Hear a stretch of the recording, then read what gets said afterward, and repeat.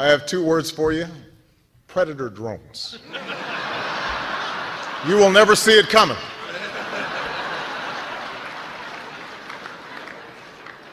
You think I'm joking?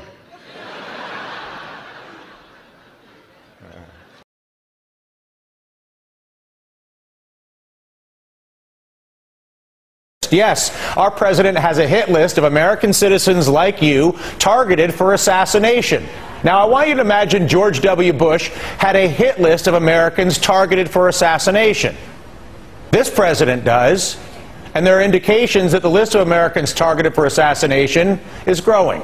The CIA's list included 3 people, apparently, just a few months ago, but in a recent interview with the Washington Times, President Obama and his top terrorism advisor, John Brennan, said there are dozens of U.S. citizens around the world that are, quote, very concerning to the administration. Brennan also making 2 distinctions about who would, quote, face the brunt of the U.S. military response. Group 1, a U.S. citizen found on the battlefield in Afghanistan or Iraq attacking U.S. forces. Makes sense. Group 2, a U.S. citizen in Yemen or Pakistan or Somalia or some other place attacking U.S. forces. It is unclear, however, if the dozens Brennan mentioned are on that list. But as Salon.com's Glenn Greenwald puts it, Brennan's statement suggests that the president's battlefield powers extend everywhere, even to places where there is actually no combat whatsoever. And joining us now, Salon.com's Glenn Greenwald.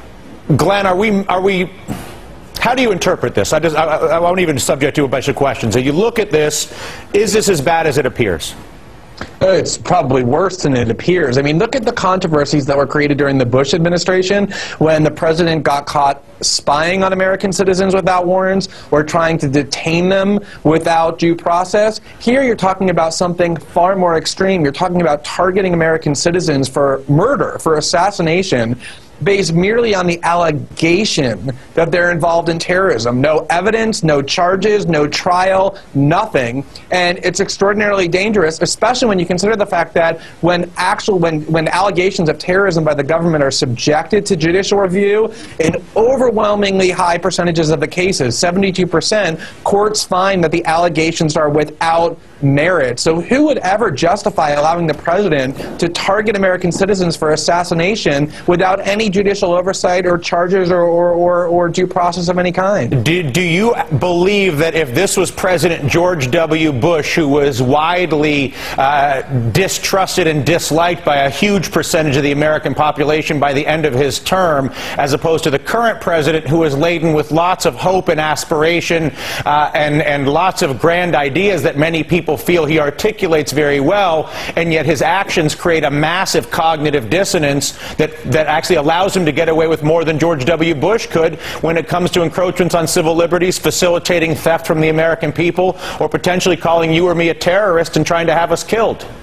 Well, I know that that's the fact. I mean, the Republicans are at least being consistent. When Bush was president, they said, we think the president should be able to have whatever powers he wants in an unchecked fashion as long as it's justified by terrorism and war. The Democrats, though, said that they were against those things, that the president shouldn't have powers to exercise in an unchecked fashion. And again, if you look at what Democrats, including Barack Obama, objected to, it was merely things like eavesdropping on Americans and detaining them without due process and without charges. And now Democrats have completely abandoned those objections now that there's a Democrat in the White House, and apparently not just detaining and eavesdropping Americans, but targeting them for murder is acceptable to the Democratic Party now that there's a Democrat in the White House. And again, if you justify that, targeting American citizens for assassination without any due process, what don't you approve of? Are you surprised at the media's lack of an outroar relative to this when you consider what it might have been if George W. Bush did the exact same thing quickly? Well, I think the media wasn't really particularly all that upset about what Bush did either, and I think the problem is that if you justify something with the word terrorism, it scares the media, and they're afraid to appear sympathetic to terrorism by opposing it. And what they have to get back to is the basic rights and Constitution that say that political leaders in the United States cannot exercise power in an unchecked way. Glenn, sing it loud, sing it proud. Thank you so much for speaking in public and speaking truth. And again, we invite debate, both myself and Glenn, on any of these issues. We don't try to present it. I don't try to present it, and I know Glenn doesn't, as point of view, but as point of fact. Thank you, Mr. Speaker. My topic for this evening is it's assassinations. What have we allowed ourselves to become? Are we no longer a nation of laws? Have we become instead a nation of men who make secret arrests?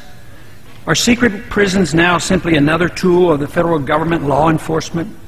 Is secret rendition of individuals now permitted out of misplaced fear? Have we decided that the writ of habeas corpus is not worth defending? Is torture now an acceptable tool for making us safe? Unfortunately, the single answer to all of these questions from the leaders of our country and to many of our citizens appears to be yes. And now we are told that assassination of foreigners as well as American citizens is legitimate and necessary to provide security for our people. It is my firm opinion that nothing could be further from the truth. Secret arrests, secret renditions, torture, and assassinations are illegal under both domestic and international law. These activities should be anathema to the citizens of a constitutional republic. The real threat doesn't arise from our failure to torture. Rather, desensitizing our nation to the willful neglect and sacrifice of our civil liberties fought and died for over the centuries is the threat. The concept of habeas corpus existed even before King John of England was forced in 1215 by his rebellious barons to sign the Magna Carta. This basic principle and expression of individual liberty, which has survived 800 years, greatly influenced the writing of our Constitution and our common law heritage. Today, we hardly hear a whimper, either from the American people or a stone-silent U.S. government as our cherished liberties are eradicated.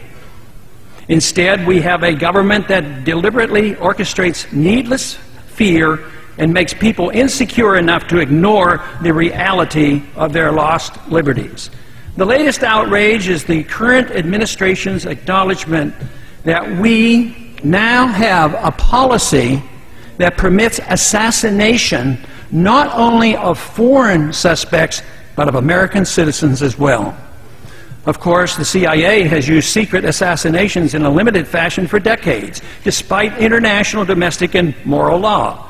When done secretly, as in the past, our government at least recognized that assassination was illegal and wrong. Frighteningly and astonishingly, however, the policy is now explicit.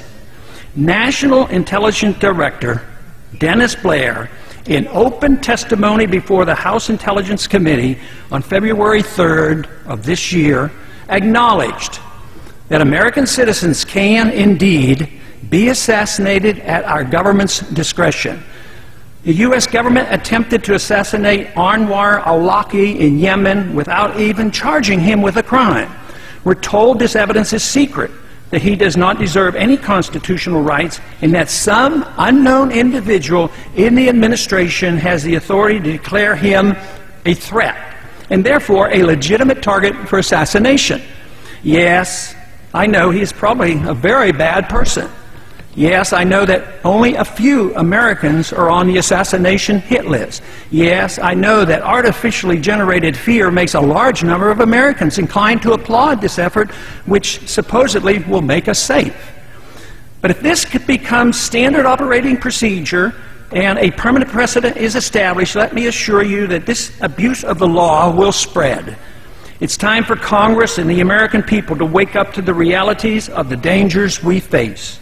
We must remember as members of Congress that we have taken an oath to protect and defend the Constitution from all enemies, foreign and domestic. It should not be that difficult to distinguish the difference between the danger posed by the underwear bomber and the danger posed by a government that endorses secret prisons, torture, and assassinating American citizens. And I yield back the balance of my time.